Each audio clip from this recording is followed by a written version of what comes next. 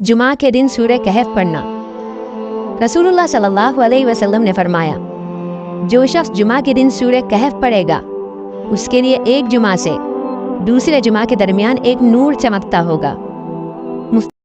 फ़ज़ाइल सूरह काफ। हज़रत अबू दरदा रज़ियल्लाहु ताला अन्हु से रवायत है कि रसूलुल्लाह सल्लल्लाहु अलैहि वसल्लम ने फरमाया, जिसने सूरह काफ की अव्वल 10 आयतें याद की तो वो हमेशा फितना दज्जाल से महफूज रहेगा। हज़रत अबू दरदा रज़ियल्लाहु ताला अन्हु से रवायत है कि रसूलुल्लाह सल्लल्लाहु अलैहि वसल्लम ने फरमाया, जो शख्स सूरह काफ की इब्तिदाई 3 आयतों को याद करेगा वो फितना दज्जाल से महफूज रहेगा। हज़रत अबू सईद खुदरी रज़ियल्लाहु ताला अन्हु से रवायत है कि रसूलुल्लाह ने फरमाया, जो शख्स जुमा के दिन सूरह काफ की तिलावत करेगा उसके लिए बैतुल्लाह तक नूरी नूर होगा। हज़रत इमाम हुसैन रज़ियल्लाहु ताला अन्हु से मरफून रिवायत, रसूलुल्लाह सल्लल्लाहु अलैहि वसल्लम ने फरमाया,